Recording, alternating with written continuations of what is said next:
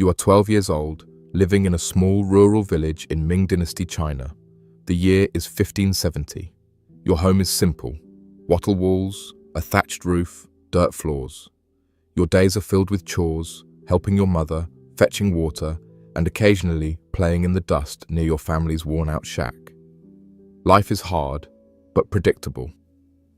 Then one afternoon, a lacquered carriage rolls in from the capital. Its black shine reflects the summer sun.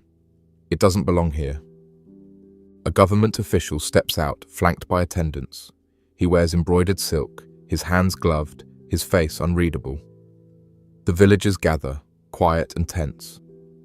These visits rarely bring anything good. You're called forward. He doesn't ask for your name. He inspects your teeth, your skin, your posture, and especially your feet. He speaks very little. His eyes are not unkind, but they are clinical. This is not a conversation. It's an evaluation. The official speaks with your father. No negotiation is made. A pouch of silver is passed into your father's hands. He does not look at you as he takes it. You are not being sold into marriage. You are not going to a noble household to work. You are now state property, selected for the inner court. You are to be transported to the capital, Beijing, to enter the Imperial harem. You don't fully understand what this means. Few girls do.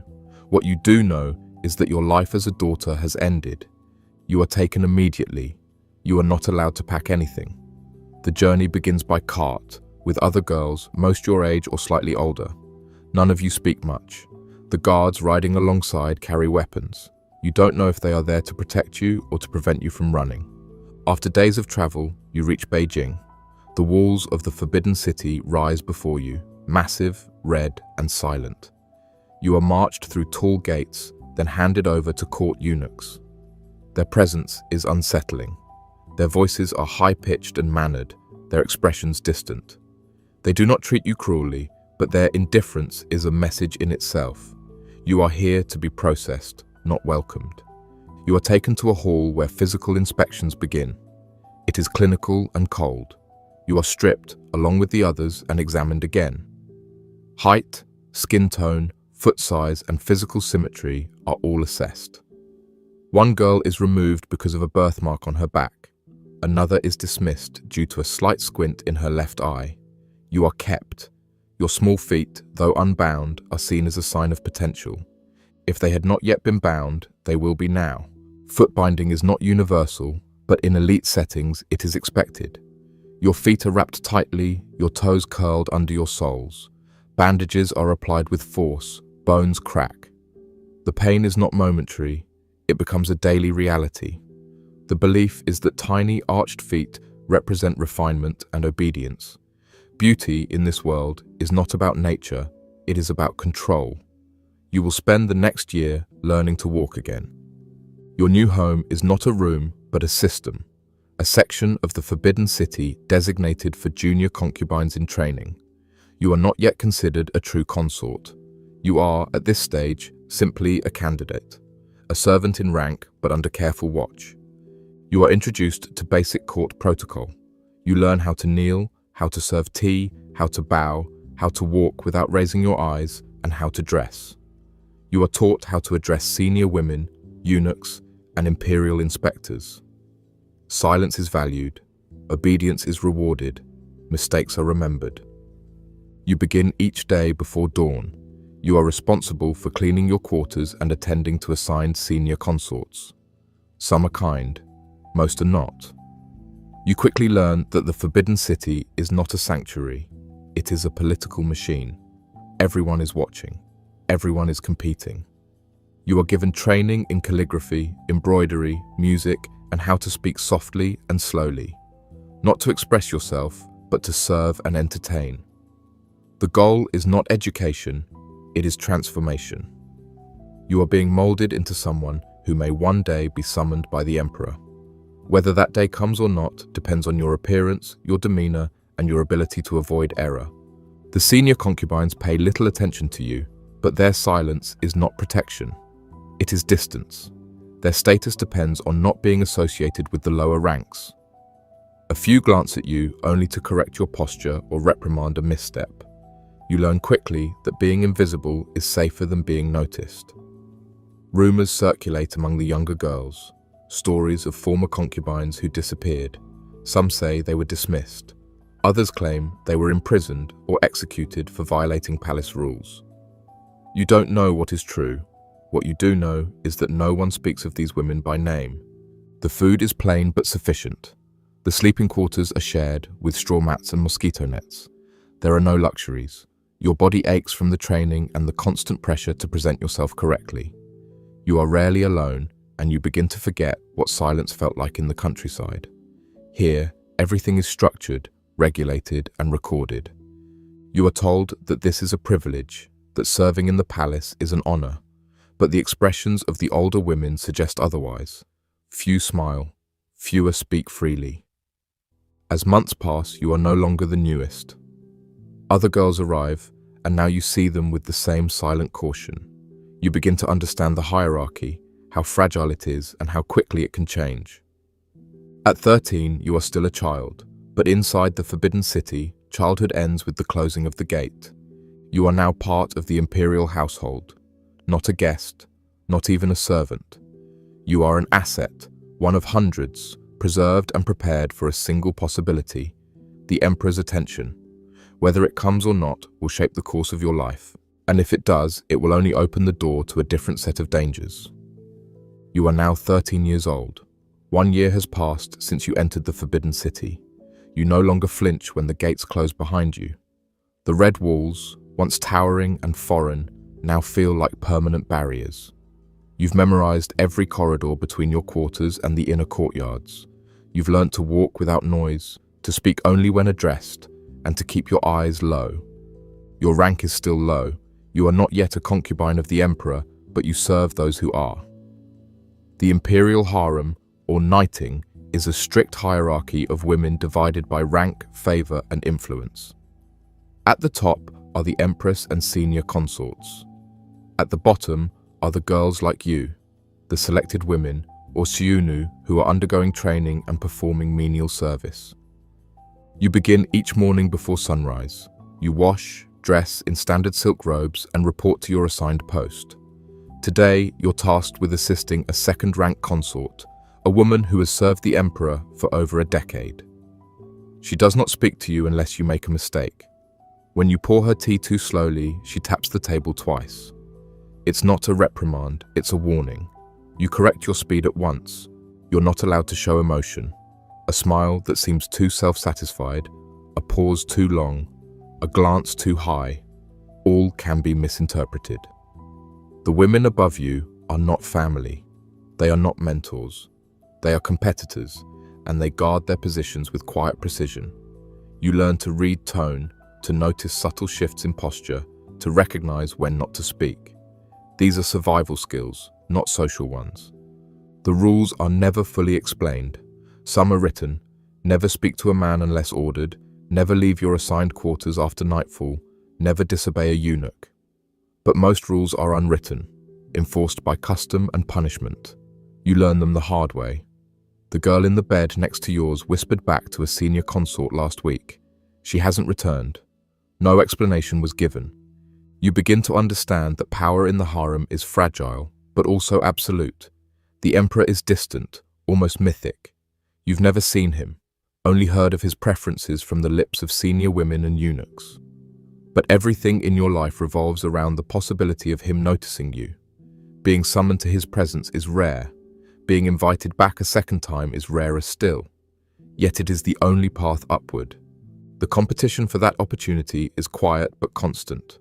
Girls adjust their posture when a senior eunuch walks by. They practice fan gestures in private. Some exchange information in whispers. Who is favored this week? Who fell out of grace? Who cried in front of the Emperor's mother? Even minor missteps can be career-ending. One afternoon, a girl from your cohort spills a drop of soup during service. She's taken away and returned hours later, her knuckles swollen. Bamboo rods are used as correction. Another girl is accused of speaking to a guard too long.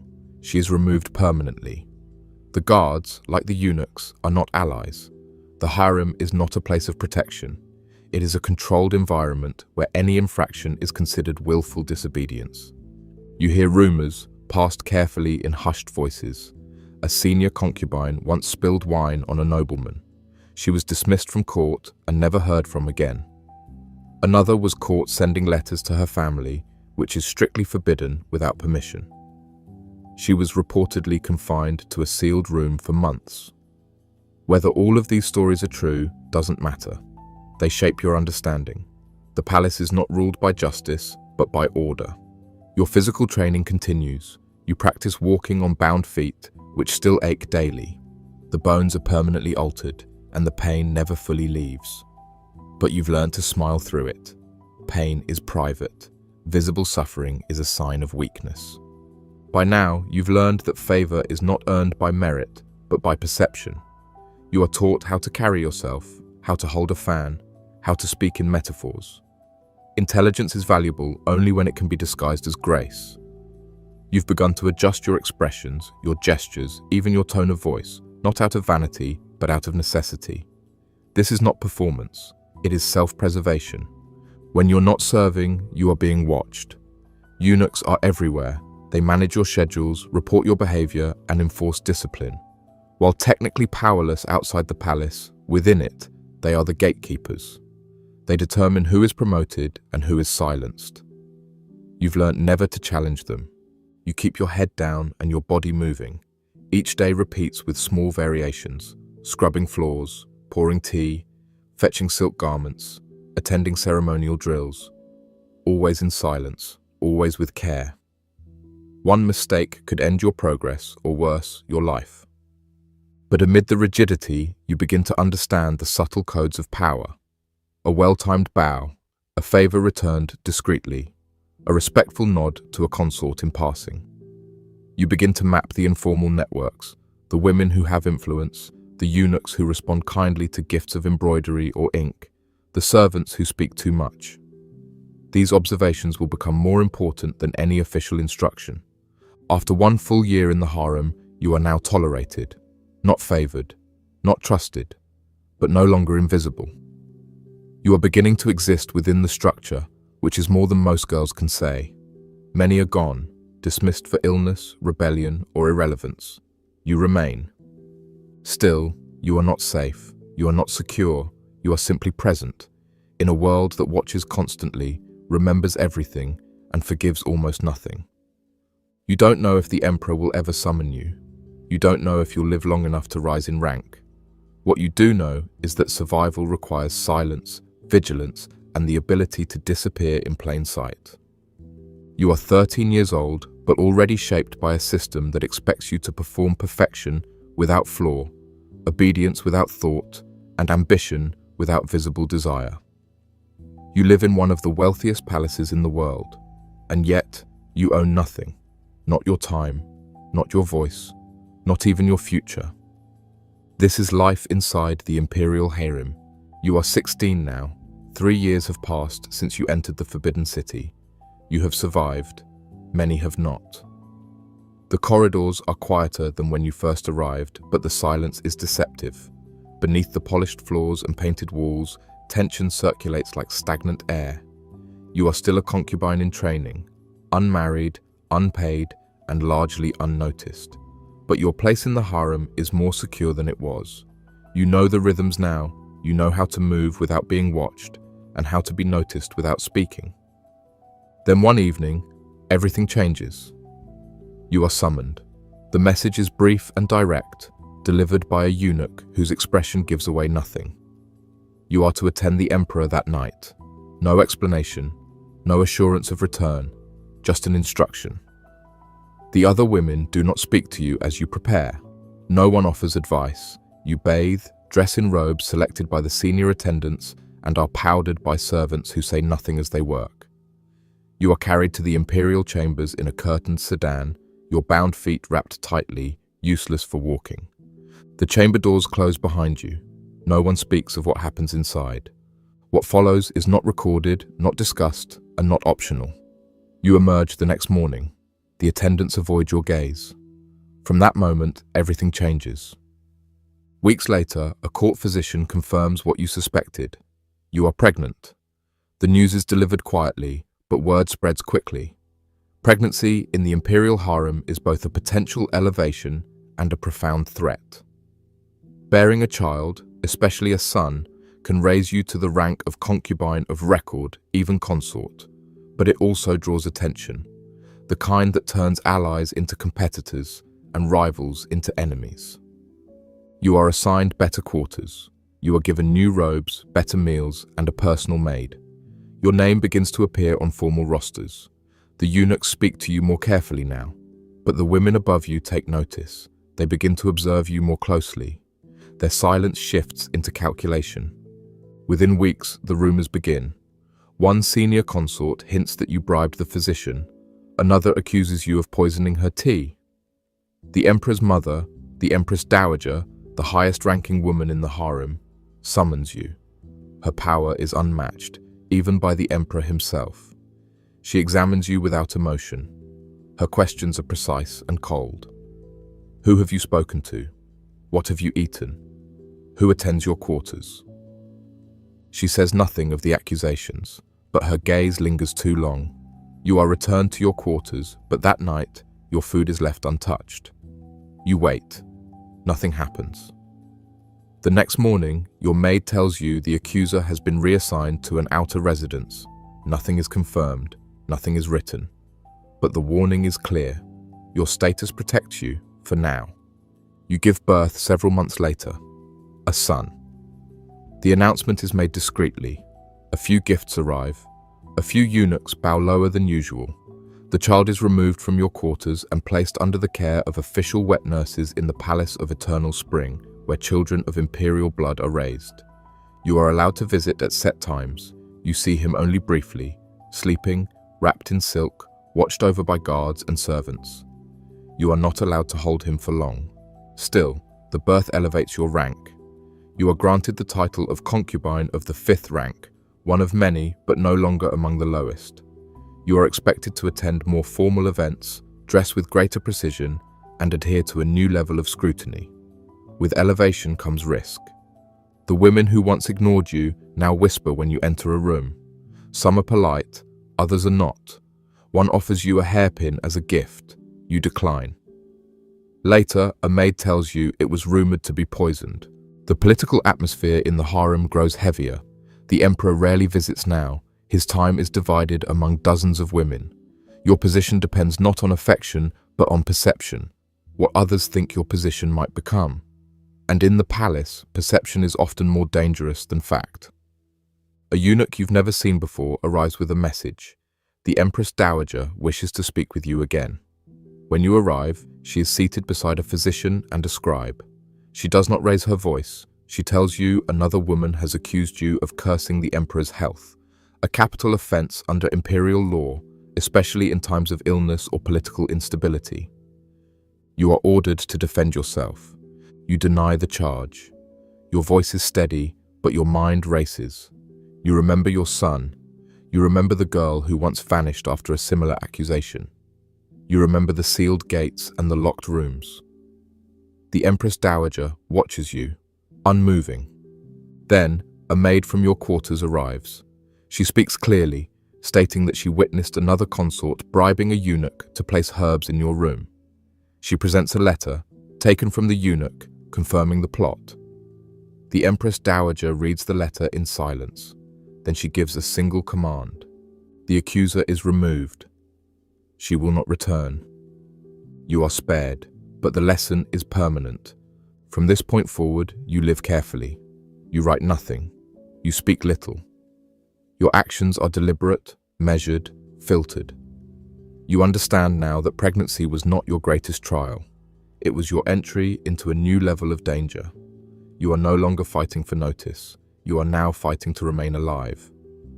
The harem operates by silent codes and shifting loyalties. A favor earned today is forgotten tomorrow. An ally today could become your enemy by nightfall. The higher you rise, the more vulnerable you become. You begin to plan quietly, protecting your son, managing your servants, monitoring the movements of those around you. Your quarters are swept daily, your meals are tested, you sleep lightly, you wake at every noise. There are no locks on your doors, no guarantees of safety. You are 16. You live in the wealthiest palace in the world. You eat from gilded bowls. You wear embroidered silk. But every step forward is shadowed by the threat of collapse.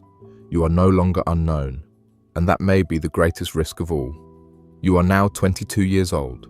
In the Forbidden City, that means your youth is ending. The new girls arriving are 15, 16, their skin unblemished, their smiles untrained. They bow too deeply, speak too softly. They remind you of yourself 6 years ago, and you know exactly what they're here for. The Emperor has not summoned you in months. His attention has shifted. His health, once robust, now declines. He coughs behind screens, walks with attendants, and speaks less often in court.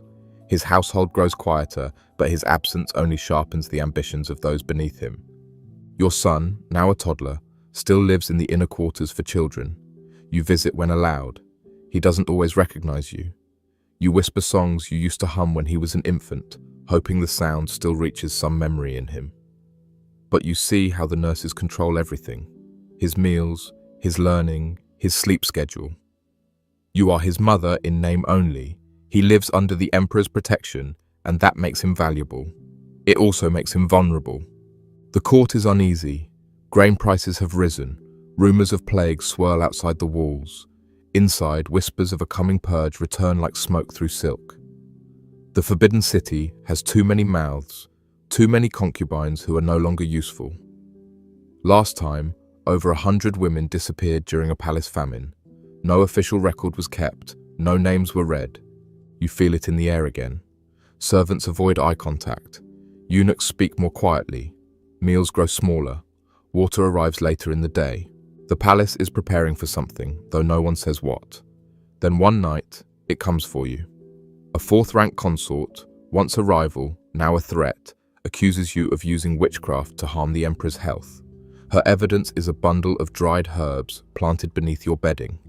You deny everything, but denial means nothing here. You are seized, dragged barefoot to the outer courtyard. The Emperor's mother waits beneath a canopy, her expression unreadable. A blade rests in the hands of the executioner beside her. She gives you a choice: confess, or watch your son be taken down the same path. You kneel, hands bound, face to the dirt. Your throat is dry. You can barely breathe. You do not confess. Instead, you wait. And then, just before the sentence is spoken, your maid appears. She carries a stolen letter. It reveals the plot. A eunuch, bribed by the pearl earring consort, had planted the herbs. The plan was not just to remove you, but to clear the path for her son. The Dowager Empress reads the letter in silence. She speaks only once. The consort is taken away. You never see her again. You are released. But the message is clear. Survival is not a victory. It is only a delay. You do not sleep that night. The next day, you arrange for your son to be smuggled out of the palace. A distant cousin's family in a rural province agrees to take him. It is illegal. It is dangerous. But it is the only chance he has to live beyond the walls that are closing in. You see him one last time before he is taken. You do not cry. You do not speak. You simply hold him until the maid gently takes him from your arms. You watch him disappear into the shadowed corridor, and then you return to your quarters in silence. Weeks pass, then months. You cough often now. Your lungs burn at night. Your feet, long since bound and broken, are infected. The physicians visit the Emperor daily, but they do not come for women like you. You lie on a threadbare mat, the silk robes now thinned with age. The girls you once trained now train others. They still bow when they see you, but their eyes slide past you, already focused on their own ascent. You are 25 years old. Your name is known by few. Your body is failing. You are no longer useful to the Emperor. But you remain. And that, in this place, is a quiet rebellion. Because you have survived what most could not.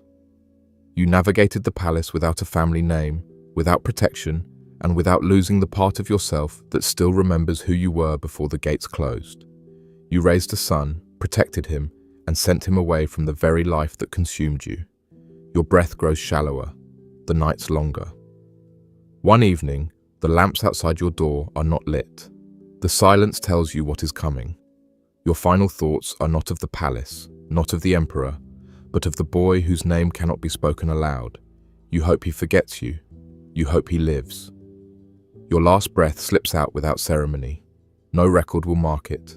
No inscription will carry your story.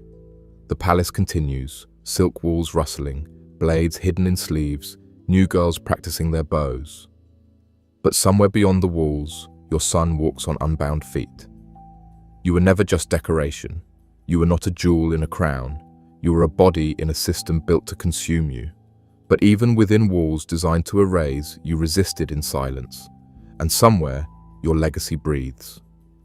If this story stayed with you, don't leave in silence. Like the video, leave a comment with your thoughts, and subscribe to uncover more buried truths where history hides the voices it tried to erase.